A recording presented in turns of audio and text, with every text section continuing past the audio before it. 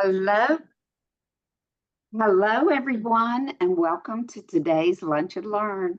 We're so glad that you could join us today, whether you're tuning in from your desk, your break, or on the go. Please note that we offer communication access real-time translation, which is short for it is CART services. For captioning, click on the CC button at the bottom of your screen. For future events, if you or a deaf or hard of hearing colleague would like an accommodation, please email ncflex@nc.gov to make a request. To account for scheduling and booking constraints, please make your request at least 14 days before an event. Today, we'll dive into a topic that's often overlooked but plays a critical role in our overall well-being. It's hydration. We all know that water is essential, but hydration is about more than just drinking enough water. It's about keeping every cell in your body functioning at its best. We're going to discuss the science of hydration, how it impacts everything from your energy and focus to your skin and digestion. We'll also look at how the food you eat can be just as important as what you drink as far as keeping you hydrated. Our speaker today, Katie Godin from Lifestyle Medical Centers, will ensure you walk away with some simple tips, some hydrating food ideas, and a better understanding of how to stay refreshed and energized, especially as we head into summer. Katie's a registered dietitian who's been practicing for 17 years. She focuses on helping individuals improve their knowledge and relationship with food and meet their personal health goals. Lifestyle Medical Centers is an in-network nutrition counseling service. For employees enrolled in the state health plan, both virtual and in-person visits are covered at 100% for in-network providers. The state health plan has in-network dietitians across the state. To find one near you, log in to your state health plan portal using the link listed on this cover slide. As a reminder, everyone who registered for this event will receive a recording of today's presentation, as well as the recipe. To find past Lunch and Learn recordings and see our session topics for the rest of 2025, visit our website at oshr.nc.gov/wellness-webinars. During the presentation, you can submit questions to the Q&A, and members of our NC Flex team will help answer those. Additionally, Katie has saved a few minutes at the end of the presentation to answer any questions that we're unable to get to. So grab your lunch, maybe a big glass of water, and let's welcome Katie to Lunch and Learn. Thank Katie? you, Carol. Thank you so much. I'm excited to talk about this topic today. We're going to talk about hydrating foods and the importance of staying hydrated and also, of course, staying healthy all summer long. As Carol mentioned, at Lifestyle Medical Centers, the state health plan is in network with dietitian visits being 100% covered. So if it's something that you guys have been thinking about, maybe you've attended the Lunch and Learns for a little bit, or maybe even for a while, and you've just kind of not made that step in the direction to kind of check us out, please do. It doesn't hurt just to either go to our website and request more information, or just give our office a call, or even just browse the website to see kind of what services we offer, which I've listed a couple, of course, here, but we just really like to kind of tailor our program towards individual needs of everyone. So don't hesitate if you've been thinking about it. This is a great time of year to, kind of get started. So, all right, let's get into it. Just to kind of understand some of the things that, we will be talking about today. Of course, we'll be talking about how food contributes to hydration. That's kind of the main topic as far as today's discussion goes. But we will also be discussing just the overall benefits of hydration from fluids and food. And of course, as Carol mentioned, some really simple tips and ideas on how to incorporate more hydrating foods into your diet. And as always, I will be demonstrating a really simple, easy, delicious hydrating recipe at the end. So, all right. Okay, why does hydration matter? I'm sure you guys kind of know the gist of why we need it, but maybe you're not aware of all that it does for you. And I'm certain that I've not listed every benefit here on this slide, but just some of the ones that I think are kind of key. First and foremost, it's going to regulate our body temperature. So I'm sure you recognize that when we're out in the heat, especially, and we don't drink enough fluids, we can very easily over time become dehydrated. And so it is really important, especially this time of year, that we are paying attention to having water around us and drinking it pretty consistently, especially if you're going to be in any situation where you might be prone to overheating. Something that maybe you aren't aware of is how it supports our digestion. And so it helps with the absorption of our nutrients. It helps with providing support for our digestion. So we really do need to drink a lot of water around food. It can boost your energy levels for those two reasons. And so when we are, digesting food adequately and efficiently, and when we're absorbing nutrients efficiently, we're naturally going to feel the energy from food more effectively as well. So it helps to promote brain function and, of course, the prevention of dehydration related side effects like fatigue as well as headaches. So anyway, these are just, like I said, a few of the top reasons why we need to be including a lot of water in our day on a regular basis. I wanted to just throw in some specific recommendations here, and I'm going to follow up with some more flexible. Of course, you know me, I'm always trying to kind of add in the flexibility instead of being so rigid. But it is kind of good to know, hey, where do my needs need to be roughly, right? So this chart is suggested by the National Academy of Medicine. It's given, age recommendations with your daily adequate intake to the right. When it comes to fluids, though, it's not just about getting that perfect out all of the time. And I'll explain myself in just a second. But yes, kind of find where you fall within this category and kind of assess, hey, where am I at roughly around this recommendation? Where can I start to make improvements in my fluid intake if I'm not really getting close to that recommended number? And I'm sure you guys have also heard kind of the blanket statement, 64 ounces. You may hear that from your doctor's offices. You may hear that if you just Google. That's a really kind of standard amount just because it's kind of close to what, adult men and women need roughly. And it's kind of an easy thing to remember. 8-ounce glasses a day, right? So I think it just is kind of taken off because of those two reasons. But this kind of gives you a bit more perspective of what that National Academy of Medicine is recommending. Now, when it comes to fluid recommendations, as far as how I'm recommending fluid for people, again, good to know a place to, you're trying to get to and roughly where we should be. But it also is important to know that your individual needs are going to vary.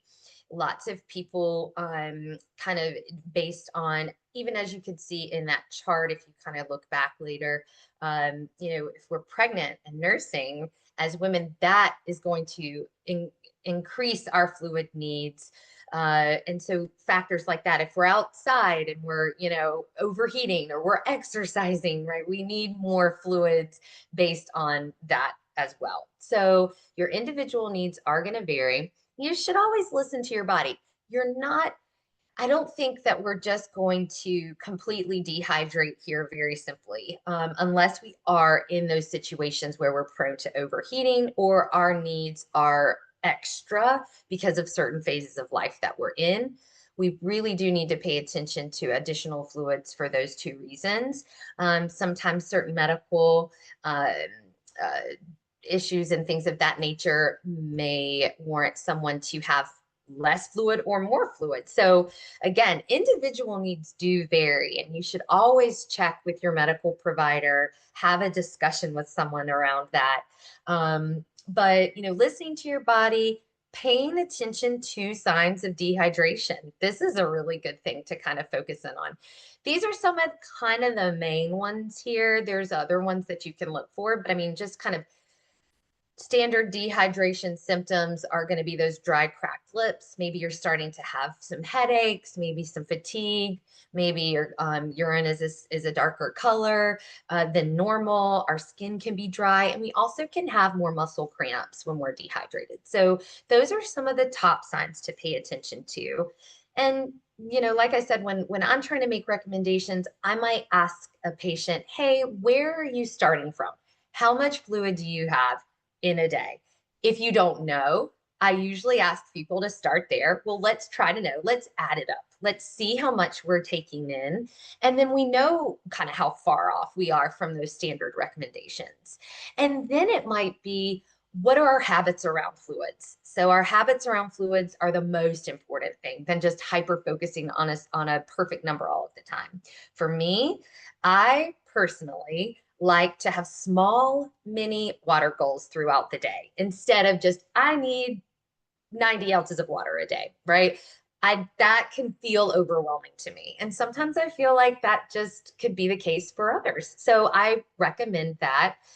Everyone has lots of different strategies that they can try when it comes to drinking more fluids, but I like that when I have a water bottle that has about 30 ounces in it, and I will try to have, a certain amount between the morning when I wake up till maybe 11 o'clock, then from maybe 11 to 2 to 3, and then maybe from 3 to 6 to 7. I try not to have a lot of water past that time. And I usually recommend that for other people too, especially if you're prone to staying awake at night because of waking up to go to the bathroom. So but that works for me, and there's lots of other strategies, but that's just one example of how we might work through water goals with people in an individual session. All right, well, let's get into food. So, how does food contribute to some of these recommendations, and where does that fall into place? Well, up to 20 to 30% of your daily fluid intake can come from food. So we do need to pay attention to hydrating foods throughout our day to kind of get in that fluid. But I wanted to give you an example here that a cup of watermelon, which is the hydrating food that I'm featuring today, a cup of watermelon is roughly 5 ounces of water. So almost a full glass, right? So that's pretty good. And I'll show you guys here in just another slide, in the next slide and one after that, some hydrating top contenders for hydrating foods. And, just some general things that we need to keep in mind when it comes to having these foods around and getting them in our diet. But it's something to consider. Sometimes people feel like, man, getting in that 75 plus ounces of water a day really seems like a lot, but you're eating a lot of these hydrating foods. We need to take that into consideration. That could be, if you're taking in 40 to 50 ounces, you might be making up that gap just by eating lots of hydrating foods between meals and snacks throughout your day. All right. So I have a list over here. You can see some visuals. It's probably not a shocker that fruits and vegetables are the top hydrating foods here. You can get hydration out of other foods as well, but I wanted to kind of highlight these first and foremost. And this is something that as a dietitian, I focus on a lot with people. I think, and I know I've talked about this before, but one of the biggest nutrition recommendations that I think is the most important is getting our fruits and vegetable servings in for so many reasons. Okay. And one of them is clearly here because they're very hydrating. So I've given you a list of 90 to 100% water content, which would include things like that watermelon, cantaloupe, strawberries, and then some vegetables. So you can see cucumber is a top contender, which is also a popular thing to add to the dish that I'm doing today. It doesn't include it in my watermelon salad, but that is something that you could add in addition to the, you could add on top of this. And I'll talk through that when I get to the recipe. Lettuce, cabbage, celery, spinach, cooked squash. So these are some really good top hydrating foods. And then the next layer, not that they aren't just as good, but they do have a little bit less water content. Things like bananas, grapes, oranges, pears, even avocados, carrots, and dairy products can be included as well as top hydrating foods. So yogurt, cottage cheese, ricotta cheese, just to name a few there. So the next slide will give you some percentages of some of those as they fit within those categories. So you can kind of see here. But, I think it's fun this time of year to get to your farmer's market, to kind of have fun with it, grow your own. Me and my youngest, we're having a good time just kind of doing things in containers, just because I usually recommend that for people that maybe don't have great spots for a full garden, or maybe you don't have enough sunlight to support all of these veggies, but you have certain areas where you could kind of fit a couple of pots. We do that on our deck. We're doing that this year and growing some herbs, which I'm going to be using our fresh mint today, which is really exciting. And I think it's having fun with some of this stuff. And this is just such a good time of year to get focused in on more of those fruits and vegetables, which of course will add to that hydration factor. All right, let's just talk through some benefits of hydrating foods. So why should we be including these? And just drink, what if we just drink all of our water? We're good. We don't need to worry about the hydrating foods at all. Well, the reason why we want to focus in on these as well is because we're getting, of course, from fruits and vegetables and other foods that have adequate hydration to them. We're also getting added nutrients. So we're getting vitamins, fiber, antioxidants when we're eating these foods, plus those hydration benefits. Interestingly, when we get water from food, it's absorbed more slowly. So that absorption stays with us longer. We're hydrated more effectively. So that's a really important thing to know this time of year. That's why I think it's fun to eat things like watermelon outside and maybe some frozen fruit. I'm going to go over some examples in further detail in another slide or two. But having these types of foods prepped and ready to go, eat them when you're hot. These are things that can kind of more slowly absorb that fluid and keep you hydrated more effectively. So I think that's really kind of cool. As I talked about before, the digestion support and the bowel regularity coming from the additional fiber specifically that are in these hydrating foods. We have improved satiety or fullness, just helping with weight management. So when we're eating these hydrating foods and we're having them digesting more slowly, we're having that added fiber, which stays with us a little bit longer. And that's why we really encourage a lot of these foods for when we are trying to have, fullness and help with weight management.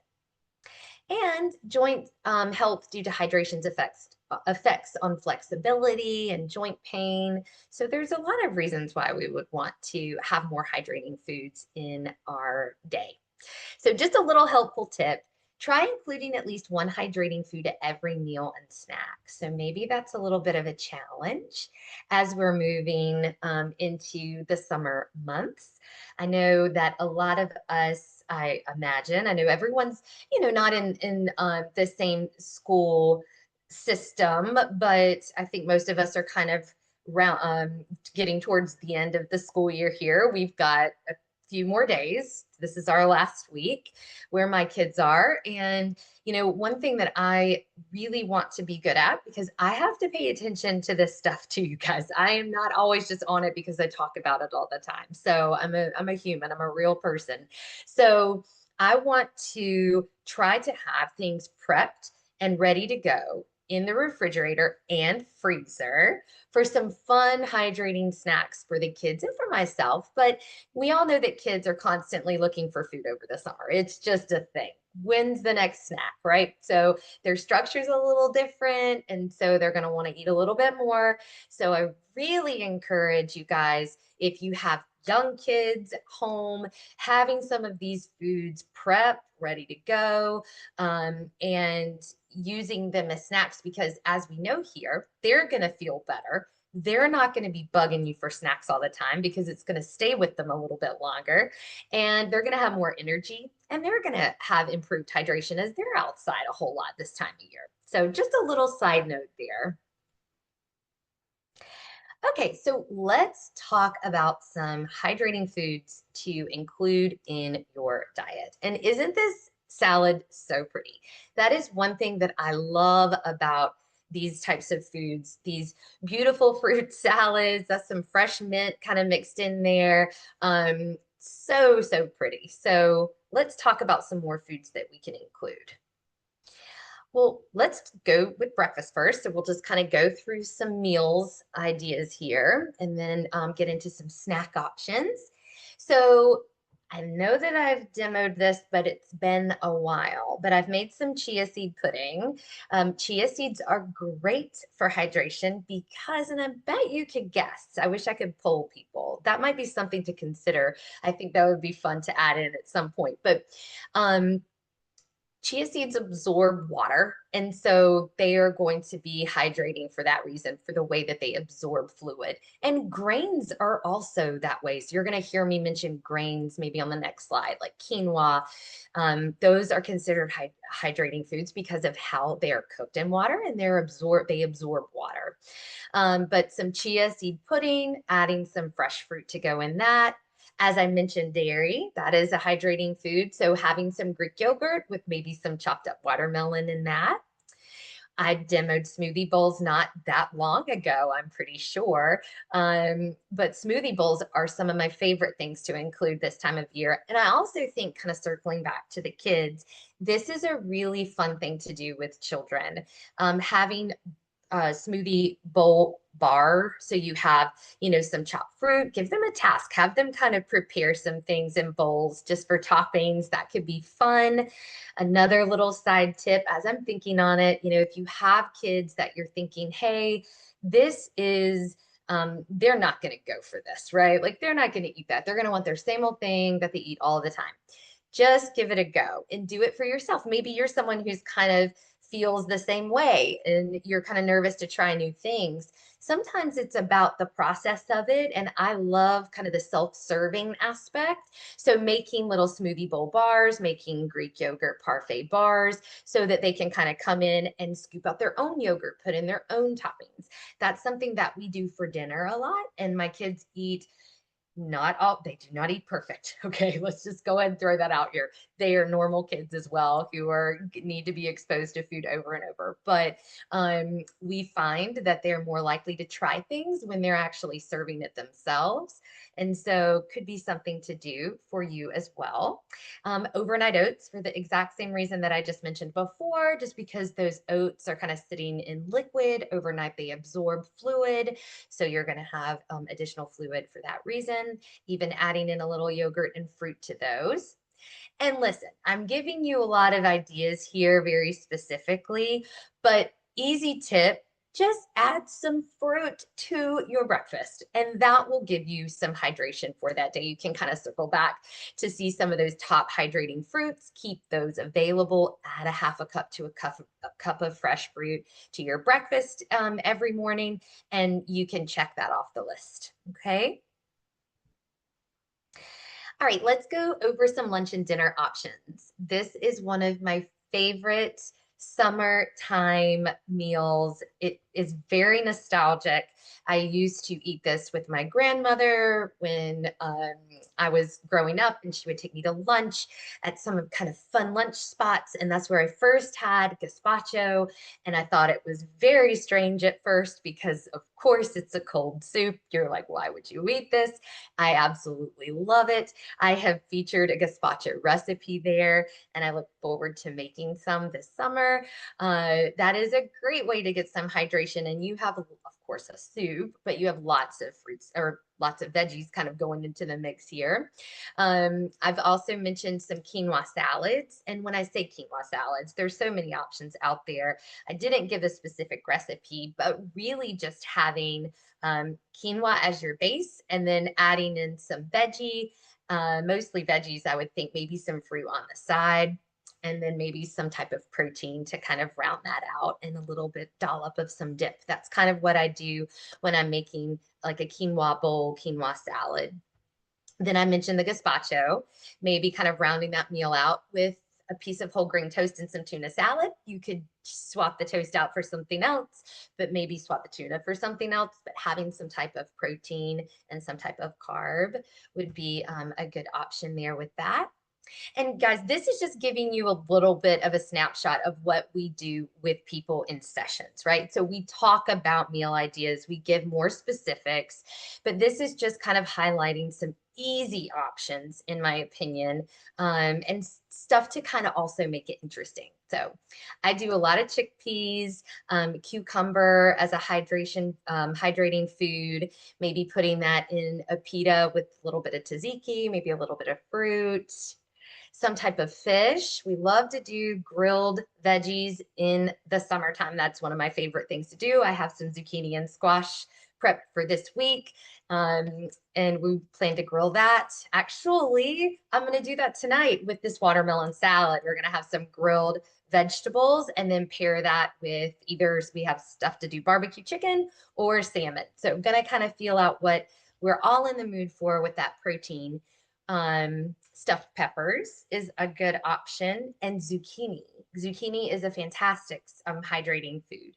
So doing some zoodles, making a stir fry, making a pasta, adding some of those in. And then I kind of already referenced a grain bowl. So again, lots of options here and ways of getting in some of these hydrating foods for lunch and dinner. All right. Snacks. So of course I've got a popsicle featured there. Make your own if you've never done it before. It isn't too difficult. There's also some really good options out there too. Two of our favorites, as I'm thinking on it, and I didn't put it in the presentation, so are just like the Outshine Pops, which you guys have probably seen before. And then Johnny Pops are pretty popular too. Maybe you've not seen those, but they're in the popsicle section as well. And those are kind of fun, a little bit cleaner ingredients and a little bit lower sugar. So just kind of why I'm mentioning those. But making them at home is certainly not too challenging.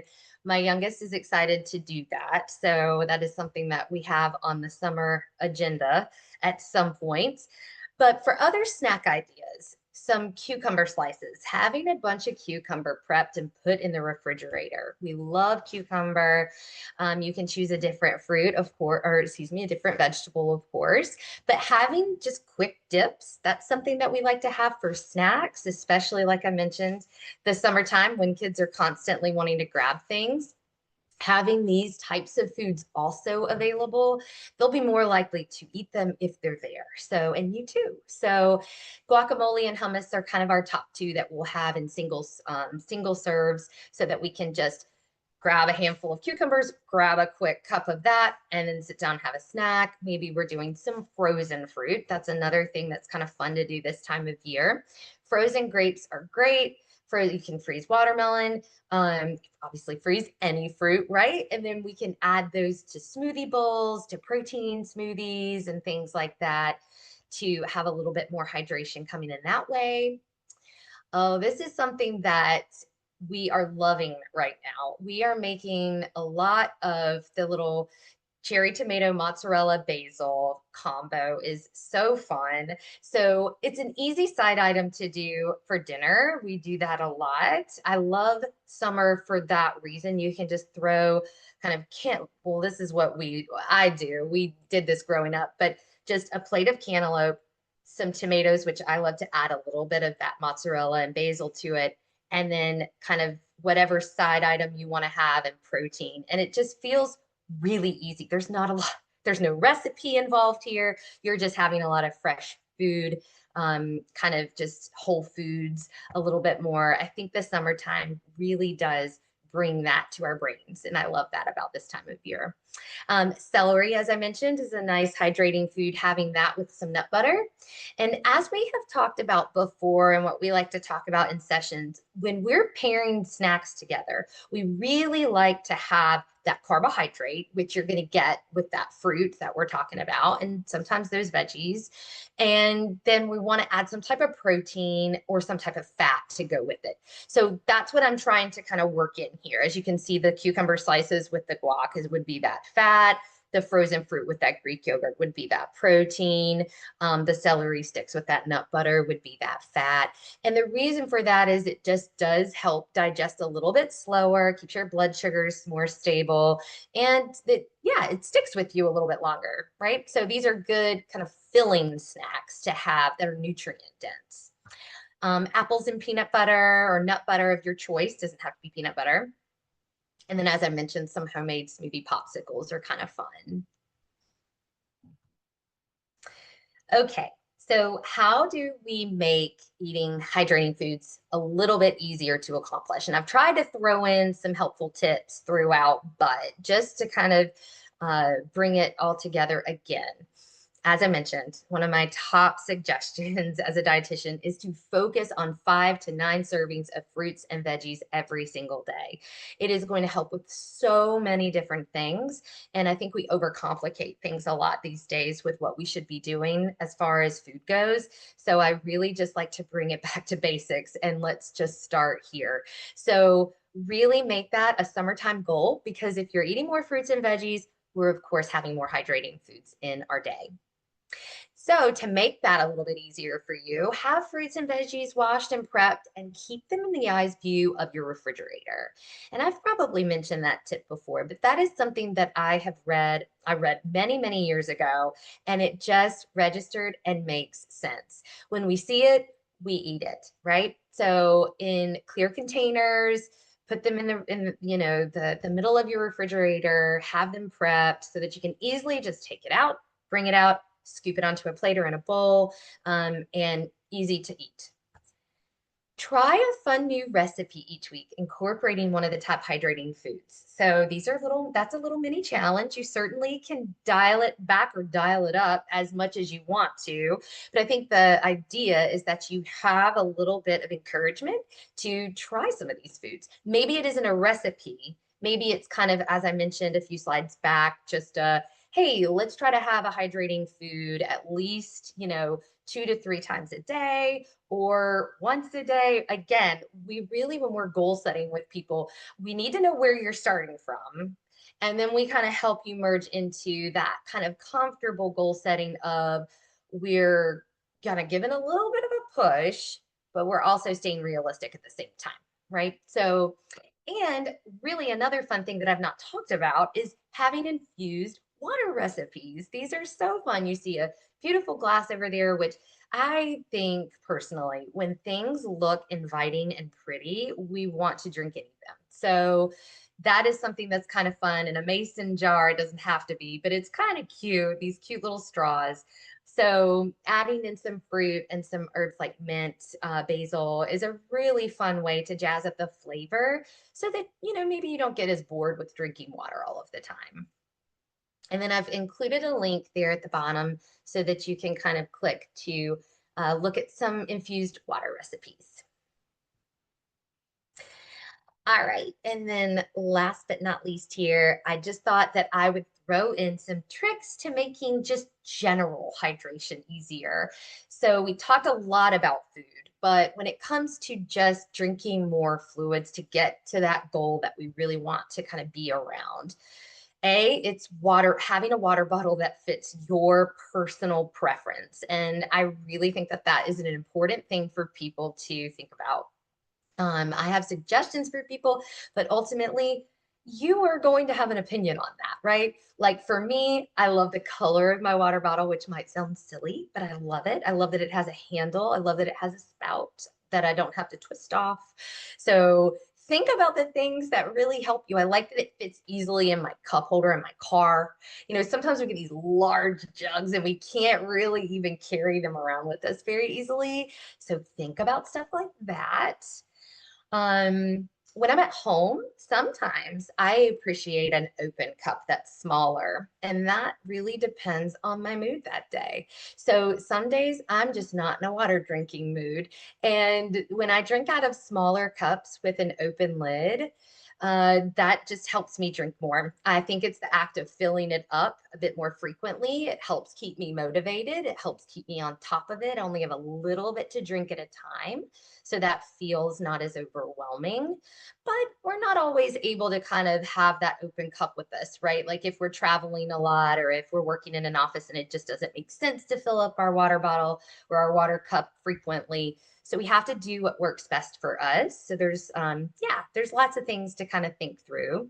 But most importantly, you need to have it with you because we can't drink if we don't have it with us. So I've said this not that long ago because I can kind of hear me talking and I say it a lot to other people when I'm doing sessions, but don't make excuses as to why you can't have it with you. Okay. I have to tell myself this all of the time.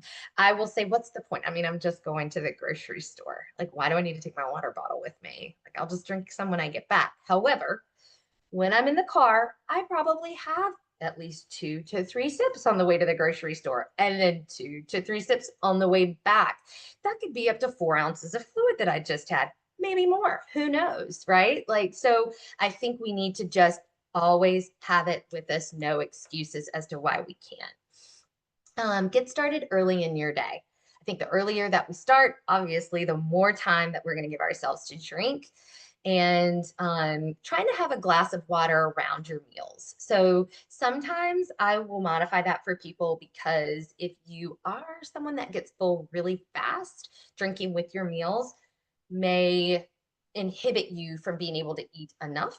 So I usually say around, 15 to 20 minutes before stop drinking. And then, of course, you can have water when you're drinking. I'm not sitting here saying if something's a little spicy or you need to have a sip of water, that's bad. But those are just some things to consider if you're someone who, is just someone who's prone to getting full too fast. That's something that I would think through.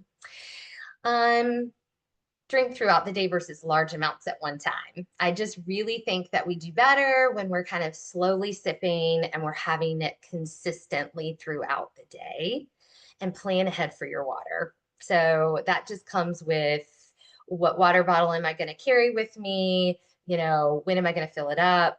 We talked about those 3 mini water goals. I think those are kind of fun to kind of think through. When am I going to do that? When should I have my first cup filled and finished by? Trying a water challenge. That could be something fun to do with a group of people this time of year.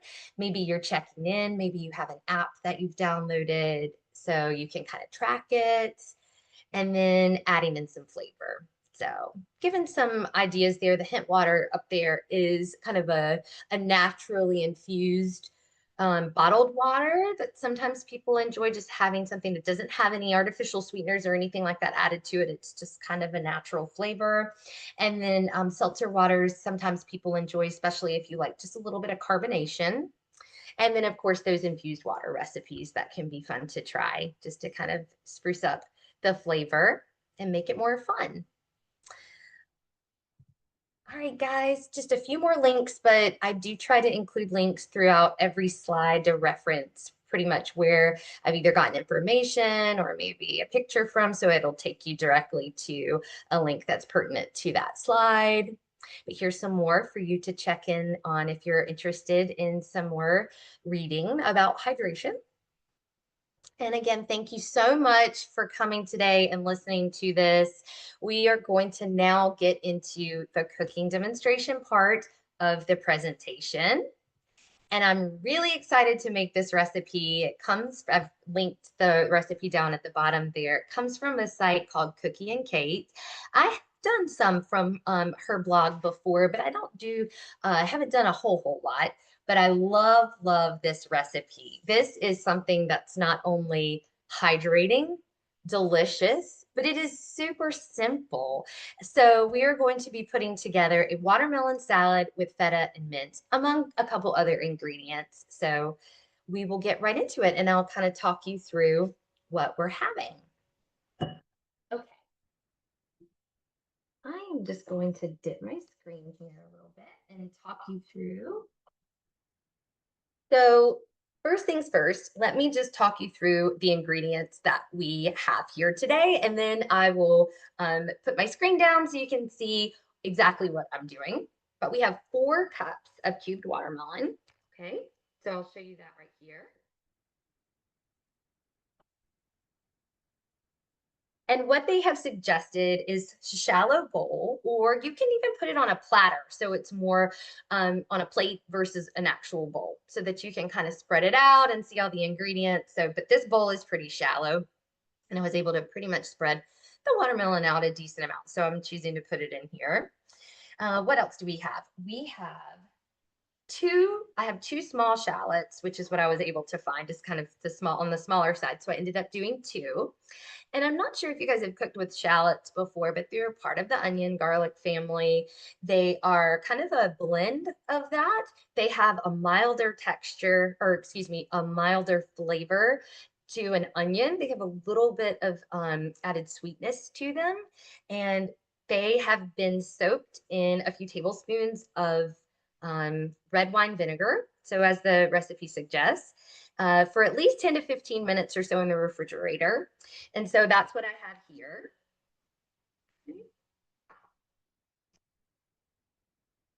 All right, we have a 1/2 cup of some crumbled feta. And what I like to do is just kind of start sprinkling it over. And you can be, very flexible with how much of all of this you put on it. You don't have to put the entire 1/2 cup. If you don't love feta and you just want to put a little bit of a sprinkle, just put a little bit of a sprinkle. You can kind of tailor this to how you enjoy it. All right. We also have, let's see, I think it's a 1/3 cup. Yep, 1/3 cup of some chopped pistachios. So what I did here, instead of take a knife out and chop all these up, okay? So I put them in a bag. You probably, have done this many times to kind of chop nuts, but put them in a bag and just kind of took, a hard object. Like I think I took an ice cream scoop. I think that's what I used. And I just beat it so that it chopped it up pretty finely here. So I have a little bit of those pistachios to add on top of that salad. There's a 1/4 cup of some olive oil that I will drizzle, maybe not the whole thing, but I'm just going to slowly drizzle a little bit over in my cute little shaker, which I know I've featured before, but I love this thing. And then I will top it with some fresh mint. So, okay, I'm going to just go ahead and put it all together and you can watch. I'm going to start with the shallots and then I'm going to put on the feta and then I'll put on the pistachios and then I'm going to drizzle a little bit of the olive oil and then I will top with the fresh mint.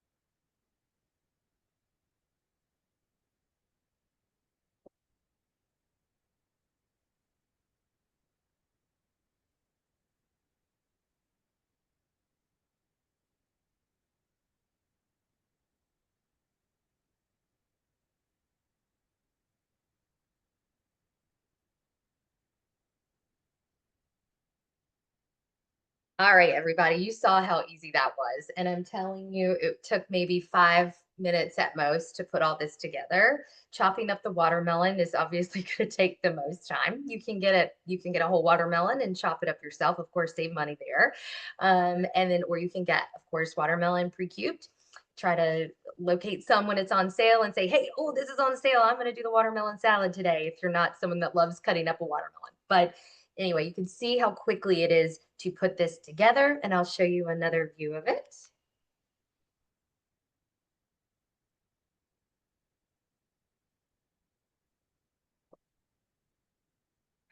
So pretty. Lots of different flavors going on. I love a dish like this. It's interesting, but not that difficult, right? So a lot of times it's kind of hard to find a combination of the two of those. So so I hope that you guys try it. I'm really excited to have this tonight. Later, I'm sure the kids will turn their noses up, but hey guys, what am I going to do? I'm still going to serve it to see what they say and have some fresh watermelon on the side as well for them to add also to their plate. So any questions as I kind of finished up a little bit earlier today? Katie, that is beautiful and such a pretty presentation. Yeah, it's very But pretty. Yeah. someone did ask, well, actually, you handled their question. They were asking whether you should drink all at once or if you should space it out during the day. And it seems like you suggested out during the day. Yeah, I definitely think when we're able to, I think it's more about, hey, why are we drinking a whole lot at once and not drinking all throughout the day? I think that's the better habit is to kind of have water with us all the time, take small sips. I think it does our body a service more if we're kind of just adequately hydrating throughout the day. I mean, you're still technically getting in your water ounces.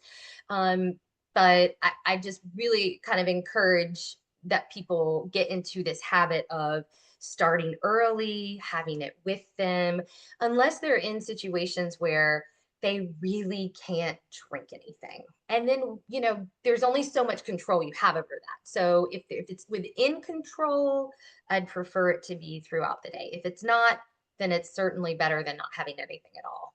Mhm. Exactly. Good. And do frozen fruits have the same amount of water as fresh fruits?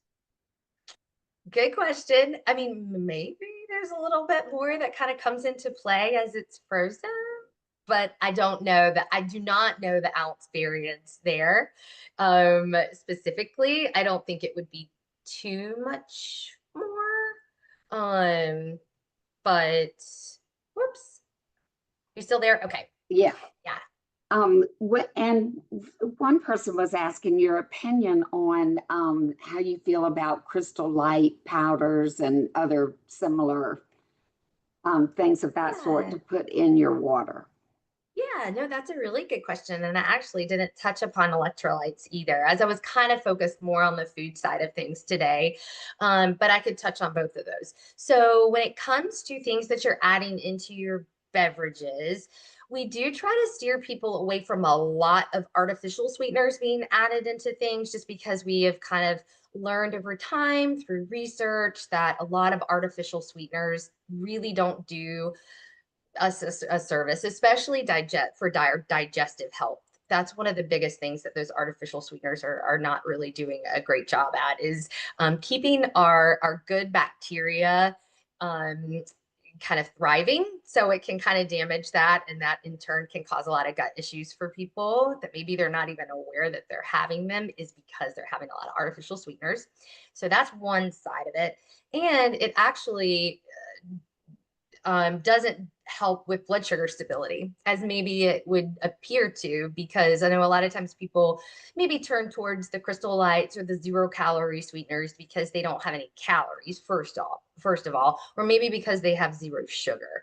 So it's just finding other alternatives. So, kind of leaning in a little bit more to stuff that has stevia, or maybe even better, something that has monk fruit is a nice option. Trying to get away from super hyper sweet drinking is always a good thing. It can kind of exacerbate our desire for sweets when we're having our taste buds kind of fired up all the time with a sweet, hyper sweet beverage. So dulling it down, maybe if that's something you can just have a touch of it in your water. I would honestly rather there be a touch of regular juice than to have the artificial sweetener from Crystal Light. But True is a product that we've recommended. Um, and then kind of I would say try doing some of these infused water recipes and kind of just jazzing it up in a natural way to see, just kind of giving it a shot. I know sometimes we think, hey, that's not as going to be as good, but it's kind of fun. You might have fun kind of doing it and trying stuff like that too. And adding in some frozen fruit could be a good option too into those beverages. Right. I love doing that. It's just so Yeah. colorful and festive. Yeah. Yeah, Um, definitely. does coffee or mushroom coffee, tea, do those count as water or Yep. hydration as much as water? Okay. Yeah, they do. We're not going to offset our hydration from drinking. I know sometimes we may say, if you're having 3, 4 cups of coffee and it's taking up so much space in your day, you're not able to drink any water. So that would be a situation where I would say, okay, well, maybe what we could do is try to have a glass of water in between all of those cups of coffee. Sometimes, too much caffeine can be a diuretic and be dehydrating, but a cup or two of coffee a day, I don't think is going to cause that. And certainly things like tea, and both of them are made, of course, with water, but the less caffeine, maybe the better, but just making sure that you're also making room for fluids like water and things that are non-caffeinated as well. But no, you can certainly have a cup of tea, cup of coffee, and that would count. Okay. And we had one person that had heard not to drink water too closely with food to Yeah, improve digestion. right. And she was wondering if it is better to have water with meals or what your opinion is on that. I do. And I probably should have highlighted that a little bit more in the presentation.